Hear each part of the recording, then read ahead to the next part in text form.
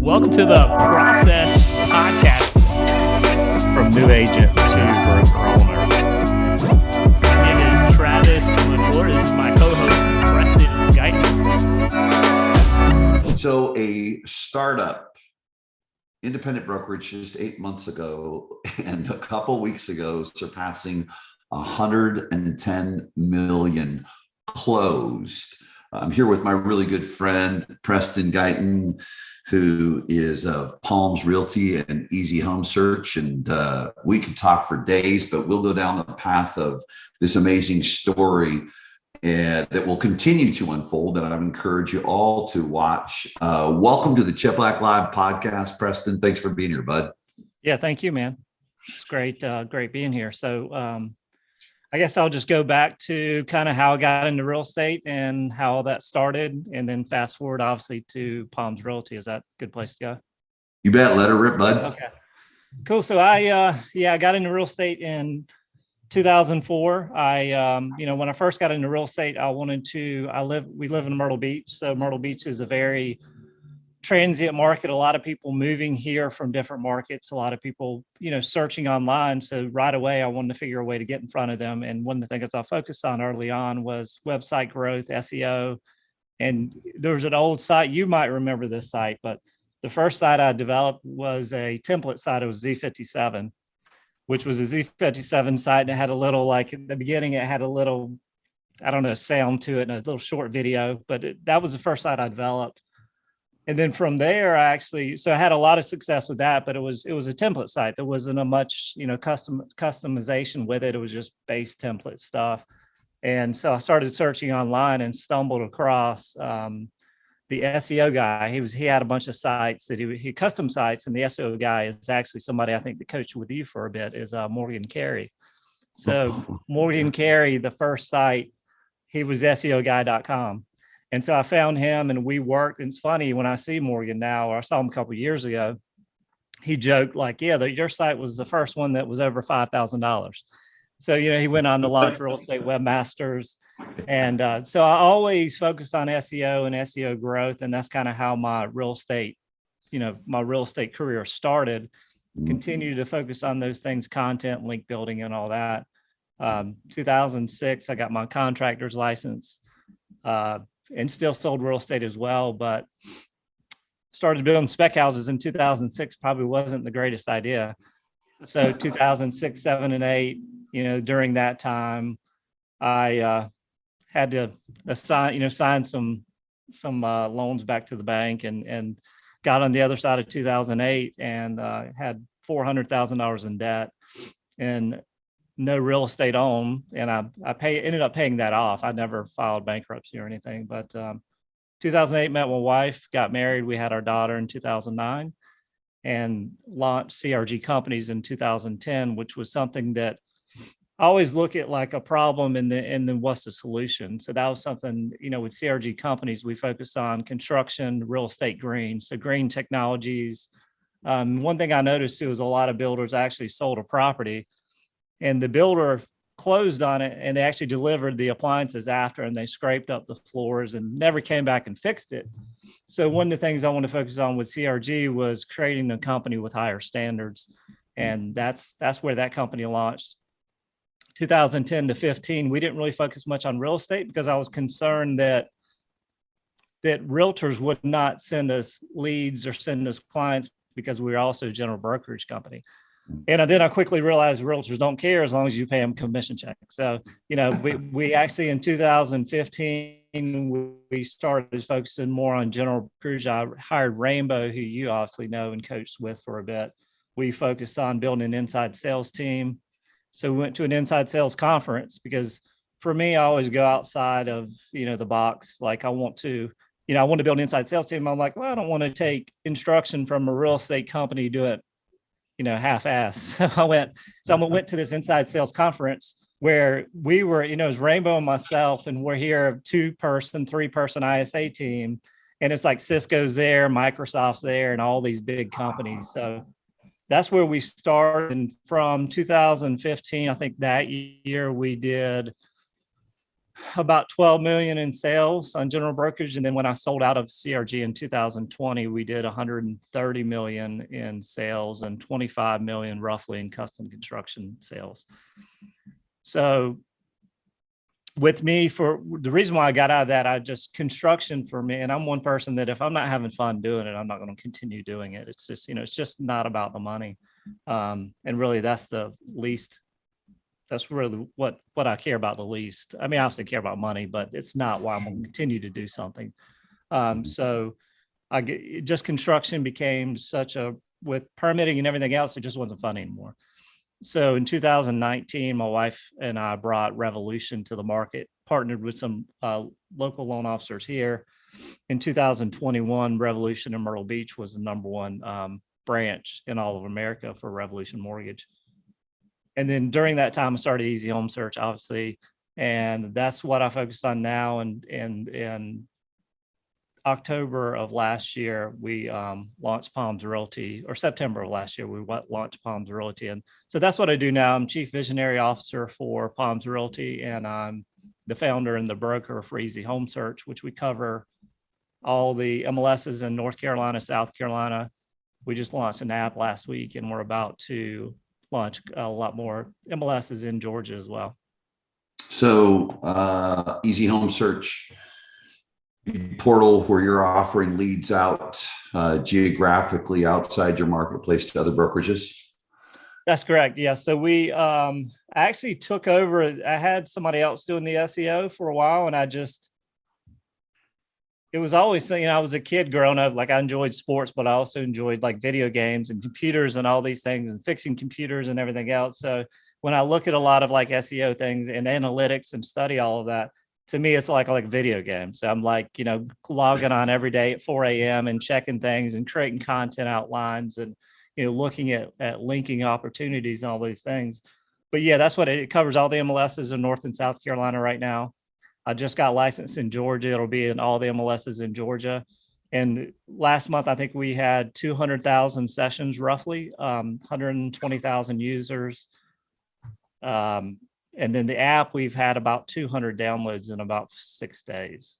But yeah, that's what on Easy Home Search. On Easy Home Search.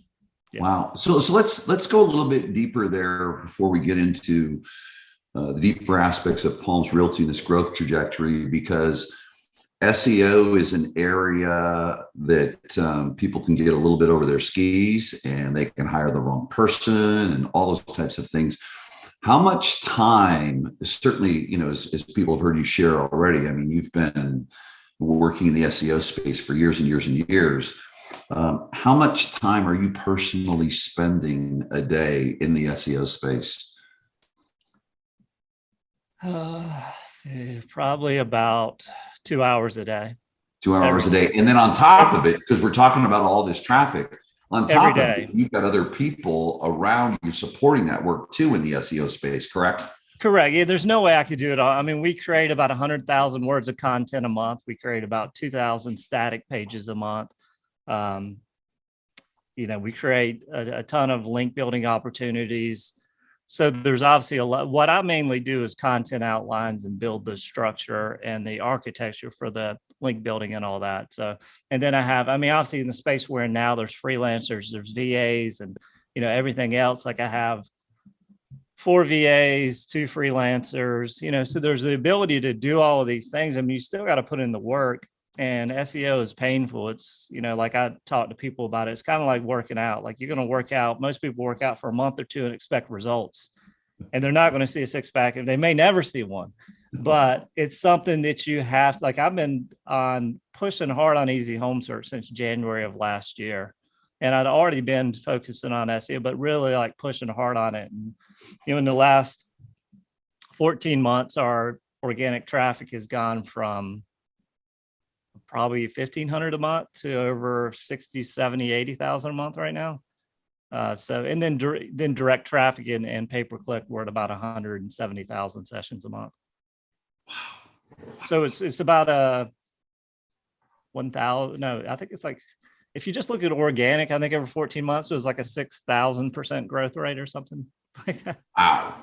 But I mean, that's the thing about it. Like what I'm doing, though, isn't rocket science, right? It's just committed to doing the work and doing the work and committed to doing the work. And like, it's not fun. I'm not going to sit here and say creating content outlines and, doing all these things is fun, but it works. You know what I mean? And I think that's what happens a lot of time when people or companies sell SEO, they make it sound like this secret thing that only they know about, but really it's not. Like Google likes content, but they like content that's, they don't, the 600 word blogs or 800 word blogs that everybody puts out there, they don't work anymore. They want real content, real unique content.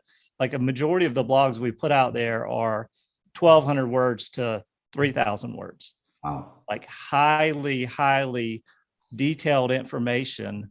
And it's just the structure of it. I mean, it works no matter what market you're in. We show up now in a majority of all the cities in North and South Carolina for keywords like Myrtle Beach home for sales, Myrtle Beach oceanfront condos for sale. We show up just below Zillow in organic. And you go into all the cities, Greenville, Columbia, Charleston, Wilmington, Charlotte, Raleigh, we're starting to show up like that as well. And I just signed last week to redesign the site, and that was a little bit gut wrenching. As you know, anything you build custom is painful. But it's it's what I like to invest in, and I see that investment is investing in the Palms as well, investing into growing our team, and it's what I enjoy to do. Really good. And then you launched Palms in September. What made you decide to do that? It's a highly competitive marketplace. You're a successful businessman in many different aspects, from mortgage to your easy home search. And then you look at the margins in the real estate industry and opening up an independent brokerage. What made you decide to do that? It's what I love. It's what I enjoy. You look back, like, I'm not going to go back into my previous life and the things that I did before I got into real estate, but real estate in a lot of ways saved my life. I was in some places where I really didn't need to be before I got into real estate. You and I kind of discussed that. Sure. And it's what I love, and it's what I'm passionate about, and it's what I enjoy. And I was in the mortgage space for about 2 years, and I realized that I don't really enjoy this. It's not. I like numbers, but I don't like sitting down. I like constantly moving, and it just wasn't the way the mortgage space is advertised and everything else. It just wasn't something I really enjoyed. And actually, initially with Palms, I just kind of helped Josh and Nick. Like, Josh and Nick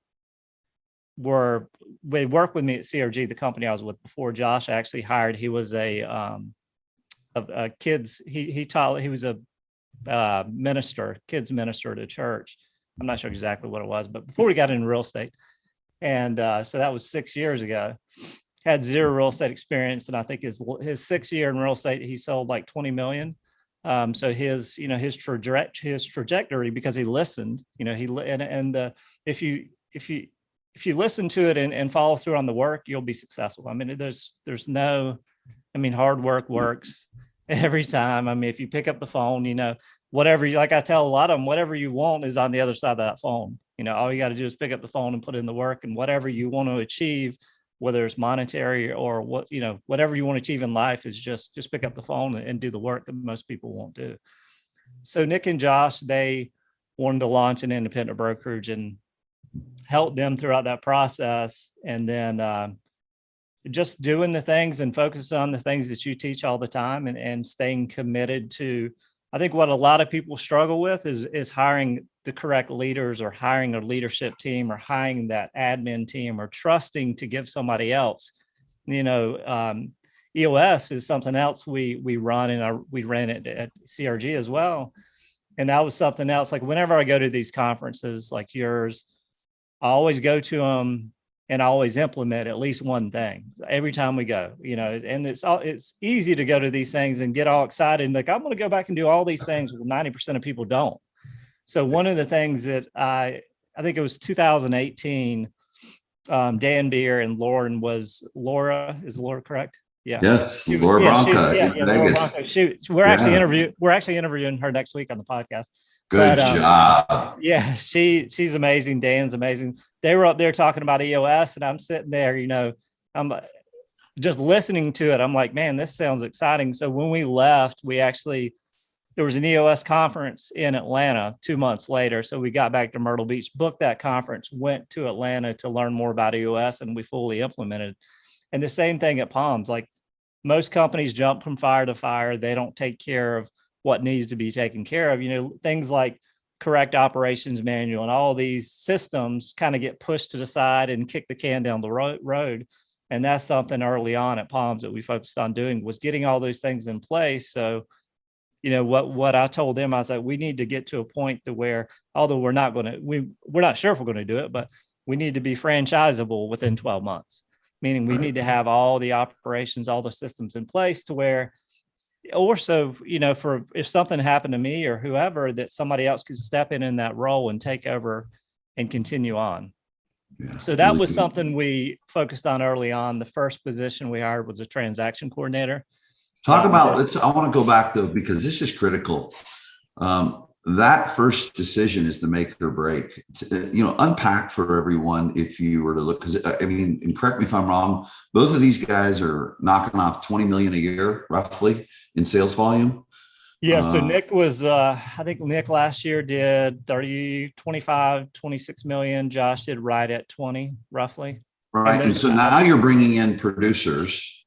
Yeah. Okay. To be leaders. Unpack, as you look at the dynamic of these two guys, because they both came over and they're out there leading. Unpack the dynamic of these two personalities, what you saw in them, and because naturally they've contributed to this epic growth that's taken place. And how are they? Because they're both still selling, right? Yes. And have supported the growth. Unpack that one, because that's a real mystery for most people. A, hiring good talent. B, then, gosh, they're still selling and leading and growing and pulling this off in 8 months. Yeah. So they're business partners, right? So they're part owner in the company. They, I know them, Josh is one of, as far as a broker in charge, he has empathy. He's somebody that wants to make sure that everybody's happy. He does all those things.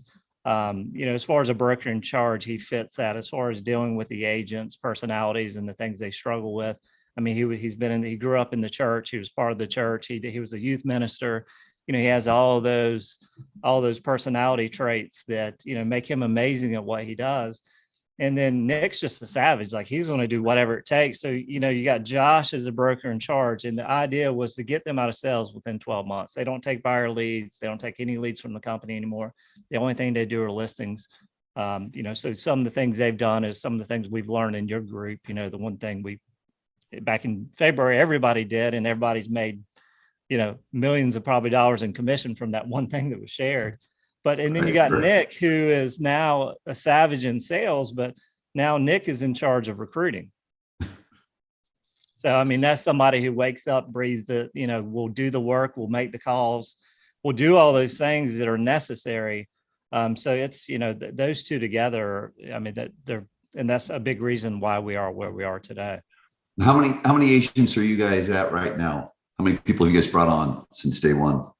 I think we got another one this morning. So we're at 42. 42. Wow. Yeah. Really, really good. And where will you end up? Where do you see yourself ending up in 2022? Well, let's go to September.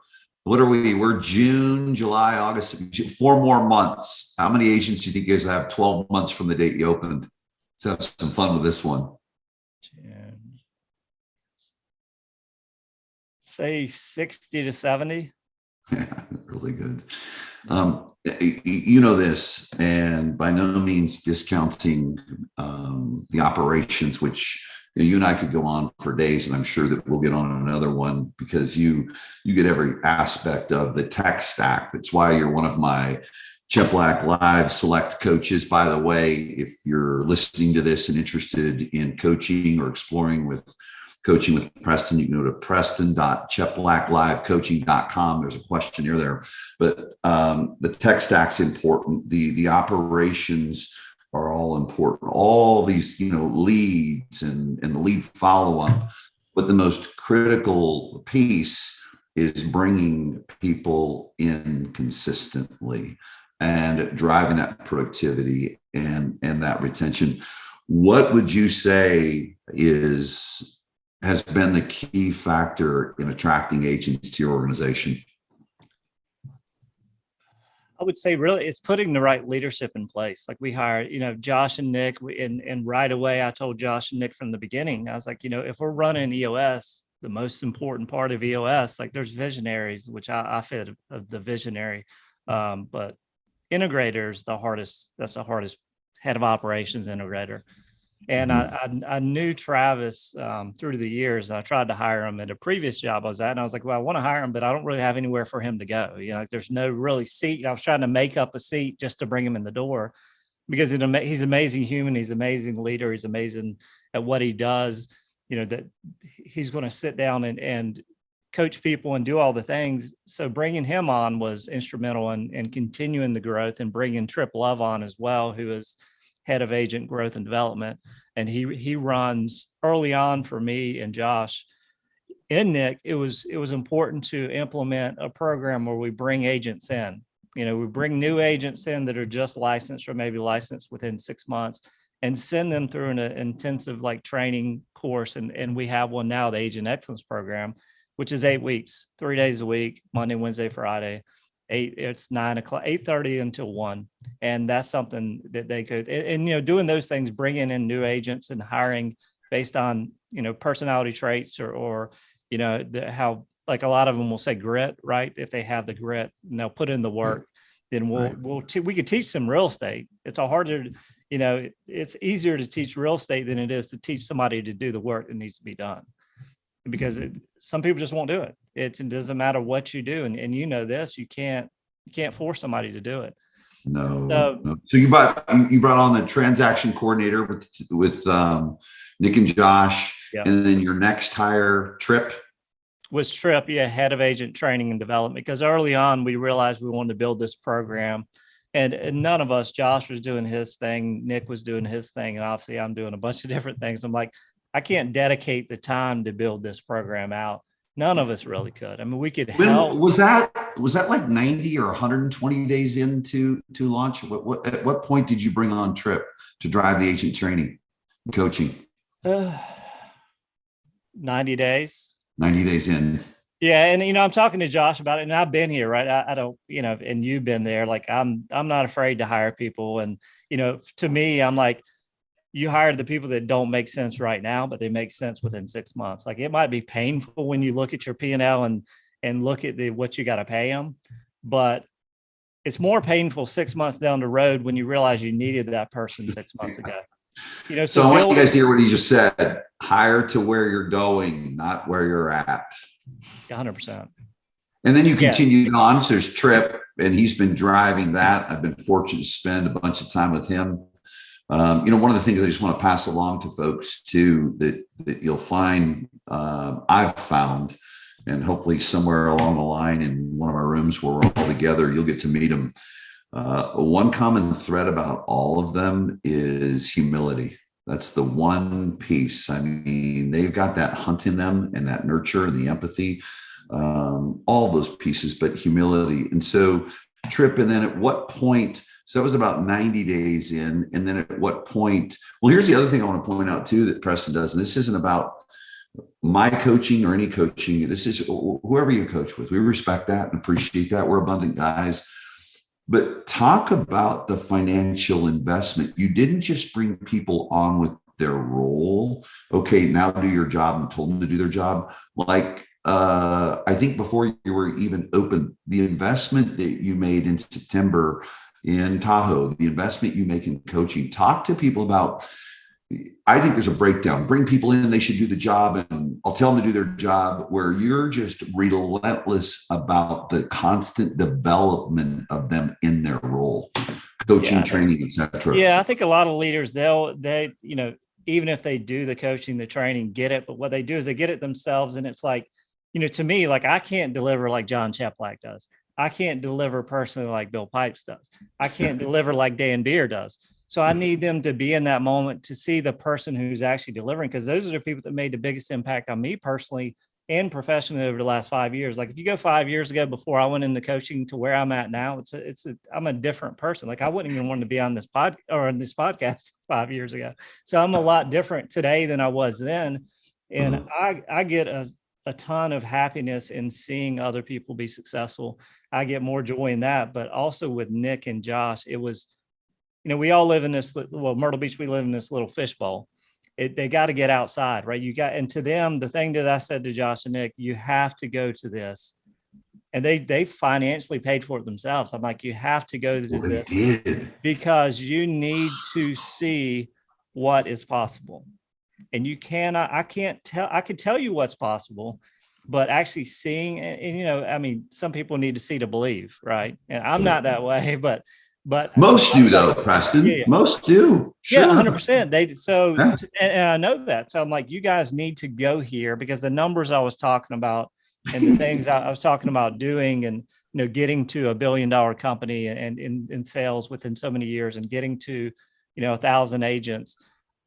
I don't think that they got it, but it kind of went there. They probably thought it was a little bit crazy.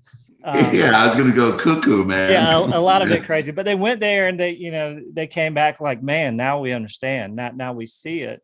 And that's something we did early on, and we continue obviously to coach with you and Bill Pipes. And we went to, Nashville. We brought the whole crew there to that. We did the sales velocity. So there's all these things we continue to do, and that's something, we'll always invest in. Like I look at it, our P&L and see, and training and coaching and development is a pretty big line item, and it'll always be because, at what point in a changing market, sometimes you might have these VAs or assistants or whatever. I'm prospecting again now, not because I have to, because I want to knock the rust off. And, we implemented something where I came up with this 2 weeks ago, where the agents are coming in and prospecting with leadership 4 days a week. They sign up, each leader's there from 8:30 to 10. We prospect with them. If any leader qualifies a lead, we hand off to somebody that's there that day. And they get access to a pond that only exists for that group. And, that's something we're doing. So it's not only like, we could get up in front of the group and say, do this, do this, do this, do this.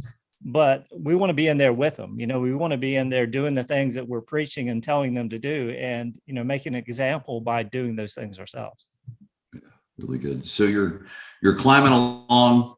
All of a sudden, I remember a text, I don't know, maybe it's 4 months ago, like maybe it was sooner or longer ago, but sooner in the trajectory of growing the business. I'm glad you don't charge me by text message. I love it. That's what feeds me, man. Yeah. I appreciate it. And we all, we're on that same length, you text me 5:30, we're going. I remember that text going, we're at 19 million. We might hit 20 million. And then you crested over that 20 million a month. At what point in time, again, staying in this, and I want people to hear this philosophy, I'm hiring to where I'm going. I'm not going to wait till my people are at 120%, burn them out and lose agents. See, being cheap, and where you may think you're being fiscally responsible, but really it's probably being cheap, is going to cost you in the long run, because you'll burn out your employees. Agents won't get the support that they want. And so the cost of it is 10 times what it is going forward. At what point did you say, okay, I need an operations manager in here? How long? It's one of the things that I think I actually told Josh and Nick in October of last year. And again, they thought I was crazy as hell, but so I sat down I just reached out to him on a whim, and I was like, man, would you want to go to lunch sometime? It was in December when I reached out to him. We went and had lunch, and I explained everything. So not like you're not even open 90 days, but your vision, hear this, you guys. It's like always be recruiting, always looking for talent. He's 90 days into a startup and has just hired a trainer and 2 leaders, business partners, and you're going out and you're meeting with a operations guy. So anyways, go with it. I just wanted people to hear that. Yeah. So I went and met with him, taught him about the position, explained EOS integrator, what it all entailed, what EOS does for the business, and then what we were trying to achieve, and Travis and I, we went to lunch about 2 years ago, and it was just more, I guess you could look at it like what you talk about. The 2 years ago, I just went to meet the guy. I saw social media, and he seemed like somebody I wanted to be around. And so I just went and talked about his life and what he does and everything else, and really didn't pitch him on a job or hire. 2 years ago, it was just, hey, I just want to meet with you and sit down. And, we have a lot of common interests, and I think a lot of mutual respect. And then reached out to him in December, went and sat with him. And he's like, man, this sounds exciting. He's like, he actually just turned 40 at the time. And he was like, I'm in a place in my life where I don't feel, I'm kind of complacent. I don't feel challenged. He's a guy, and he'll tell you on our podcast, we talk about it. He loves being challenged. Like he's, runs half marathons, runs marathons, ultimate races and all these things. And I actually committed to a half marathon. I don't know what the hell I was thinking with him, but you got suckered in. Yeah. So actually about 15 people on our team are doing it, but I went and sat down with him, and I called Josh and Nick. I'm like,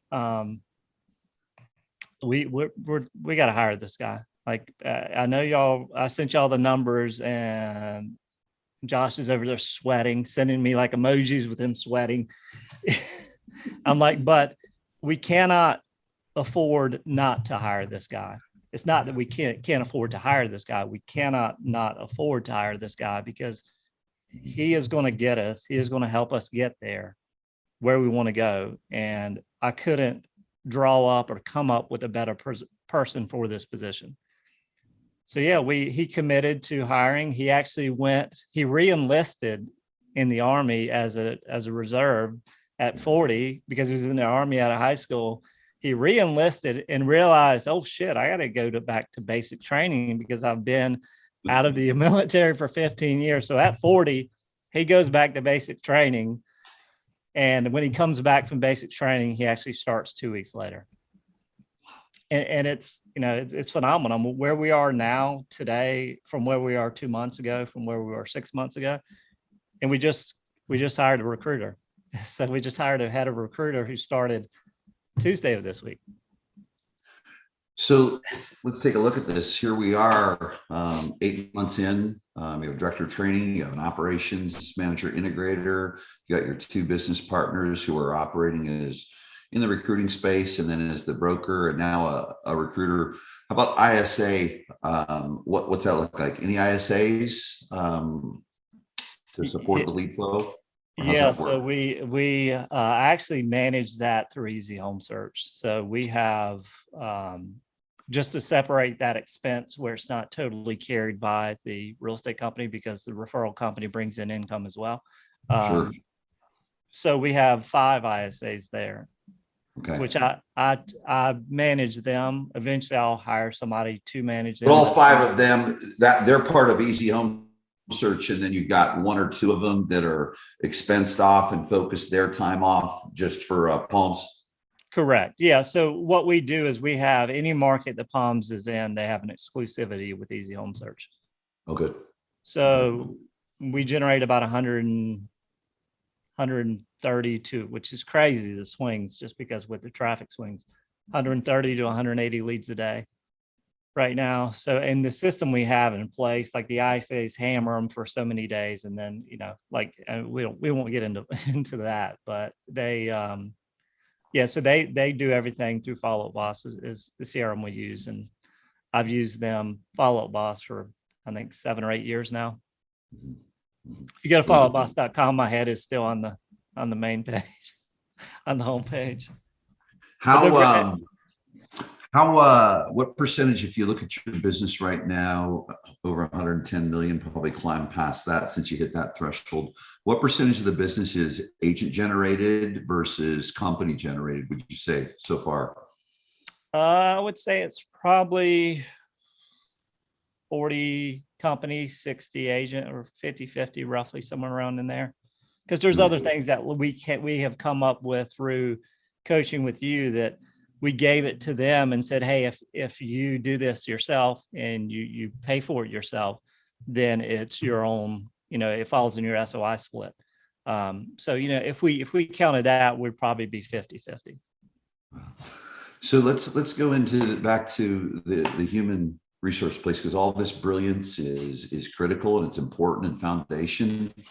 But if our asset, we have an elevator asset, and, face it this way, our asset comes to the office building, rides the elevator up, but our asset rides it down and goes home, and our asset doesn't have to come back the next day. Yeah. And so the key piece with retention, what would you say have been the key? Well, first of all, let's go to this. Whether it's agents leaving or you deciding to let agents go and where you're at right now, how many agents, what's your attrition look like since day one? We've had 4 leave. 4 leave. Yeah. So we brought 46 on. We've got 42. 2 of them were, they were coached out, as you would say. Just not a good fit. Sure. Yeah, not a good fit. And I think so 42, right? So 4 roughly right now. Right. So when you take a look at this, and again, what I want to encourage you all to do is good artists cheat and great artists copy. As you're whether listening or you're watching this, is we haven't even seen the hockey stick that'll take place. Because keep in mind, you may say, okay, 40 people, 100 million. Well, this was a startup, and these people are coming on. Some of them joining just today, a week ago, and so this organization has not even seen the impact of these recruits. What is it? You and I know this, Preston. People can argue it all they want to, and there's a bunch of people out there in your marketplace that have way better splits for the agent than you do. 100%. What would you say is the key to? And they've got leads and they've got all kinds of wonderful things. We know it's not that. What is your secret sauce to retention? Especially in a startup, because by the way, here's what I'll share with, and I don't know if we've had the conversation, but I've shared it with many coaches. We've been around, you've heard it in the rooms probably for 4 or 5 years. If someone says to me, I'm doing a startup or I'm going to get going, I'm going to really go on a ramp up. And even if they've been in business for 4 or 5 years, but we're going to ramp up, quadruple agent size this year, I'll say 50% attrition rate is acceptable. It really, really is very, very normal. What has been the key to your retention? I think it's the relationships we have. I mean, with the agents, with the leadership team. We did a Murph on Monday as a leadership team together. So it's having those relationships. Like we have a younger agent here who I text in the morning at 4:30 to get up, just because he wants to, do those things. So I think it's the personal relationships. To be honest with you, it's personal relationships, being, I don't want to say available, but being truthful and sharing. For me, I've actually shared a lot more in the last 2 months personally than I ever have in my life. And it's changed myself. I think it's helped me more than it's helped other people, is sharing those things that to get me. Because I could sit here and say, that what we've done since September is amazing, which is really a lie, because you really got to go back and see, what I've done up to this point to get from there, September to here. But also letting them know that it's taken a lot of work, but I think it's just the relationships we have with the agents. And I tell people, you can't market culture. Any company that's marketing their culture probably doesn't have culture. It's something you feel and you don't market. And I think when people come in the door and they see that, we have a weekly meeting everybody has to attend on Wednesday, doing those things, being available. Josh came up with coffee with leadership between June 15th and July 15th, where we're all available if anybody wants to reach out to us individually. It's just continuing to train and coach and do the educating and doing all the things, and they see us doing these things to get them better. It's obviously we want to be better as leaders, but we're doing all these things for them to become better as well. We're bringing 12 to Vegas in July. It's going to be nice and 120 degrees in Vegas. I gotta talk to y'all about that, but anyway, we won't go there. But but it's dry heat, Preston. Yeah, Come on, dry. Man, lighten up. Dry. I'm here in Baton Rouge, dude. It's easy in Vegas compared to Baton Rouge. Come on. Dry 120 degree heat. Yeah. Well, here's what I want to point out, and this is so interesting because culture is so hard for people to quantify it. I want to do my best to do that, ladies and gentlemen. And I'd say it in this way. And what Preston's talking about is that vulnerability and humanizing yourself as a leader. And the more relatable you are, three things that I humility, vulnerability, transparency. And because here's ultimately what keeps people's community. Money won't keep people.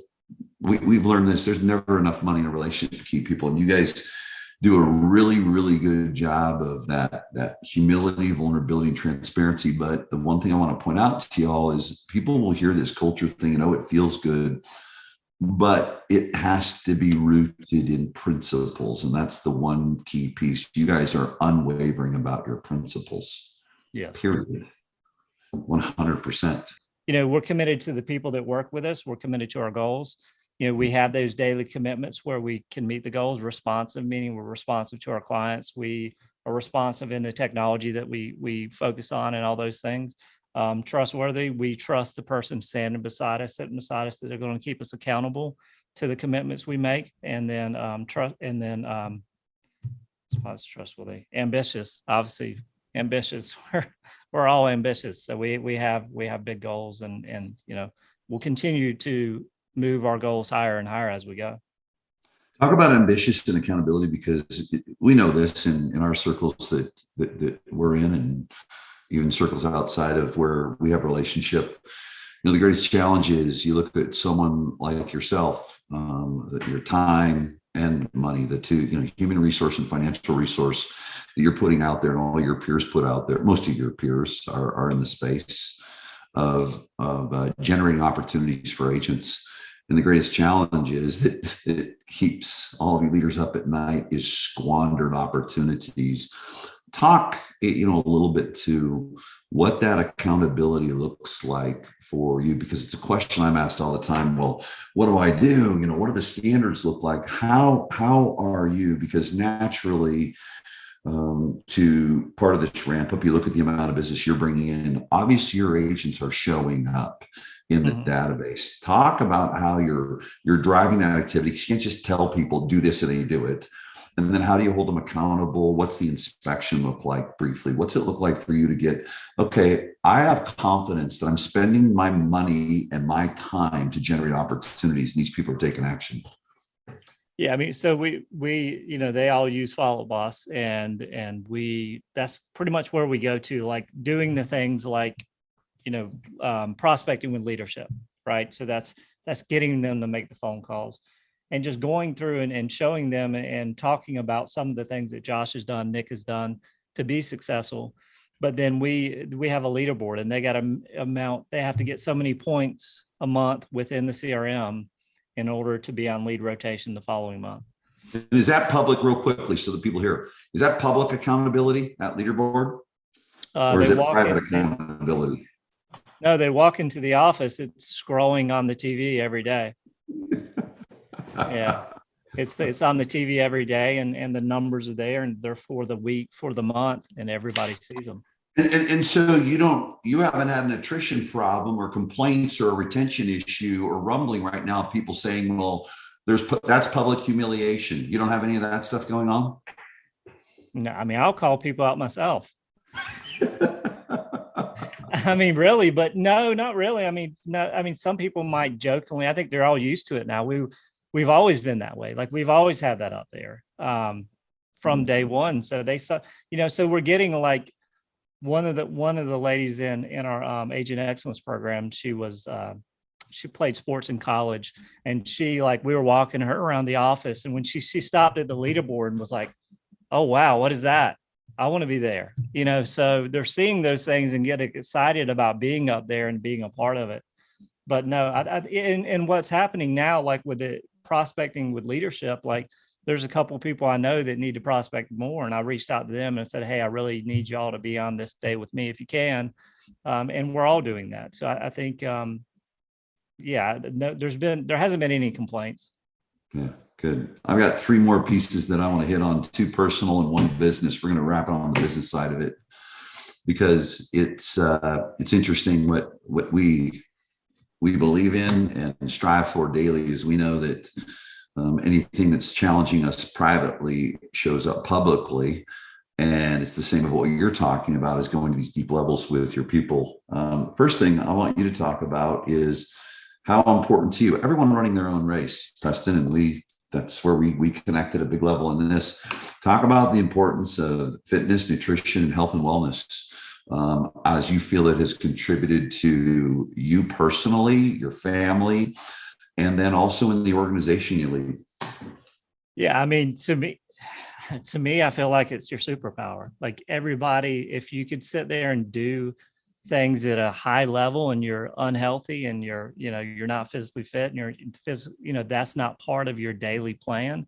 Imagine what you can achieve if you make that. And that's really for me. Like I was always always worked out, but not to the level I do now where it's habitual. It's part of my daily habit. I mean, it's a habit now. Like it's as normal as eating breakfast. To me, like I see what I've done over the last 5 years, personally, professionally, it's made a massive impact. Our leadership team, and we have a leadership team that we text each other every morning to make sure they worked out, and making that a big importance of, what we're doing. And we're doing that through the team as well. Like Josh just organized was a 5K like race, like terrain and crawling over stuff and everything else. So they did that as a stuff team. An old guy like me don't want to do anymore. Yeah. Luckily my son had a birthday party that day, so I didn't do it, but we had about 12 or 15 people do that. And then the half marathon, we, jokingly, I said, sure, I would do it. And I realized, I'm like, oh shit, I just text that and sent it. Did I really send I was going to do a half marathon with them? And I think we got about 12 or 15 now that are going to do that. So obviously health and staying healthy is a big part of what we do personally. And that's part of that commitment in our core values is our focus. We're committed to our health. We're committed to our family. We're committed to our team. We're committed to leadership and getting better all the time. And health is something that's super important for sure. It's number 2 on the personal side. I think this is really important. It's been really neat to share with everyone your entrepreneurial spirit, but not only with that spirit, results, which require a lot of capacity.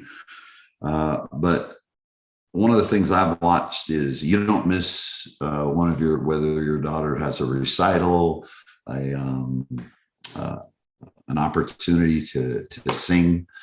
Yeah.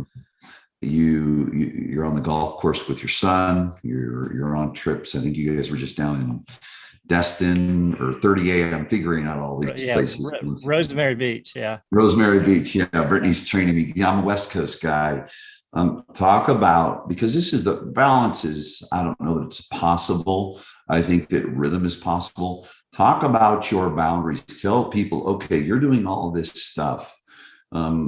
Because it was neat, you shared this with me a while ago about your boundaries, how your day is scheduled, and the reason it's scheduled so you're doing ABC in the schedule in your business, so you can do X, Y, Z.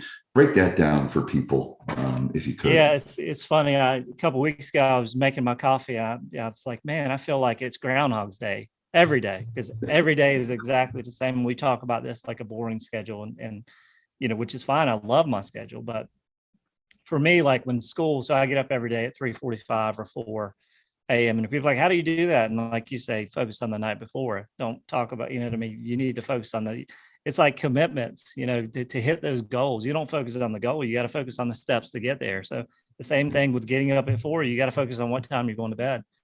So I get up at 4, I do content outlines. I do a lot of website stuff during that time. I actually switched it up. I now work out at 5. I start working out at 5 a.m. I'm done by 6. I wake my kids up, help my kids get ready for school with my wife, make my wife coffee, make her celery juice that she needs to have every morning, which are things I enjoy doing. Help my kids get my kids' lunches ready. By 7, we leave to go to school. And by 8 o'clock, I'm in the office working. I work until 4:30, which most of the time 4, because after 12 hours, I'm dead at 4. But it's all so I do all those things. My morning schedule is pretty much the same all the time, meetings and everything else. And then the afternoons, it kind of fluctuates on what's going on. But every day I'm done by 4:30. And, I'm able to doing that. I don't miss anything. Like I don't miss my kids' sports. I helped coach my kids' football team the other night for the first time. I see all the recitals. I see all the theater. I was able to play golf with my son. I just want to be there. Like I didn't, I grew up with a mom that, worked 3 jobs. My dad worked all the time. I never saw my dad at a game, and nothing it was what he had to do at the time. Right. So that was what he had to work. Somehow, I don't know how, my mom was always there. She was always at the game. She was always at all those things. And I want to be there for my kids where when they look back, they could say, wow, my dad was always there. And that's a non-negotiable for me. And it will always be that way. Well, I'd love to just end on that note, but I think everyone will hold that close. But I have one more question for you.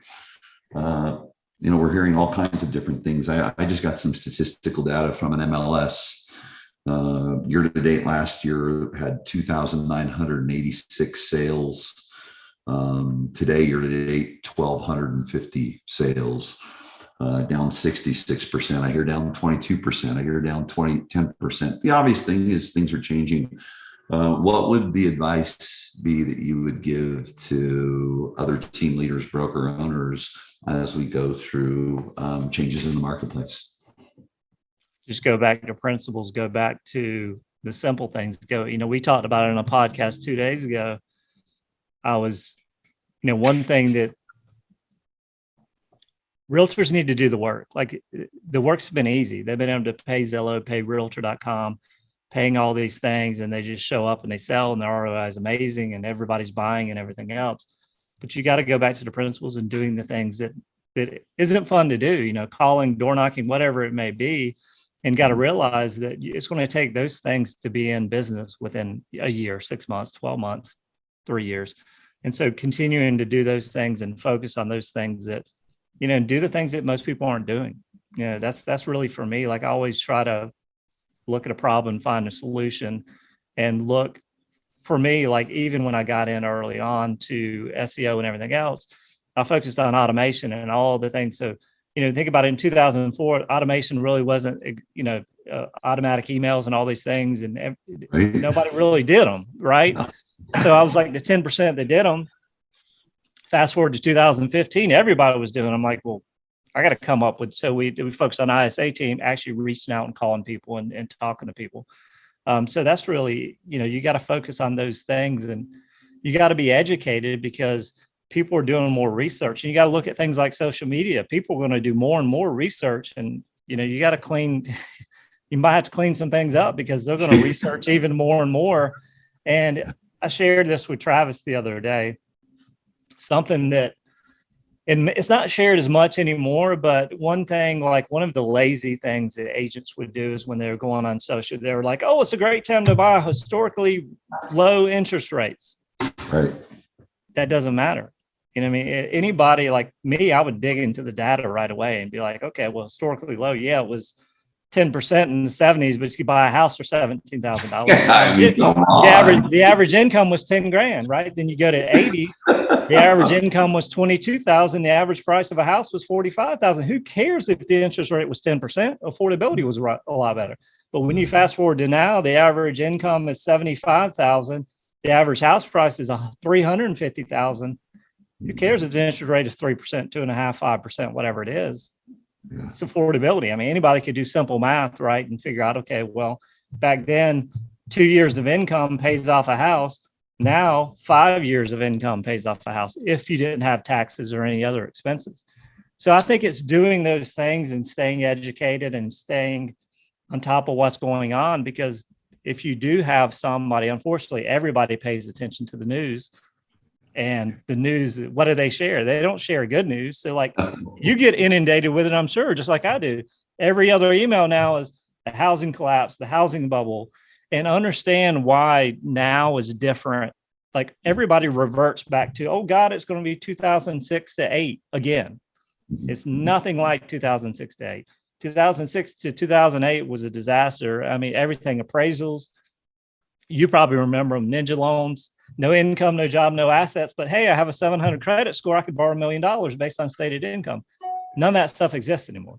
And I think that's what people got to realize, that like Bill Pipes talked, not every recession is the same. And typically in recessions, the housing does okay.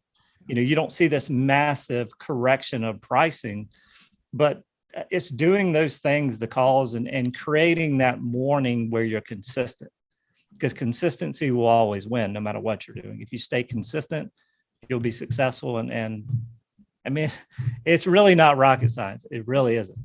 It's consistency wins. You want to live a sexy life, you have to do the unsexy things. With that said, so couple things. First of all, thank you. I appreciate you, honor you, the friendship, the relationship, the work that you're doing with us now to bring value in the coaching space.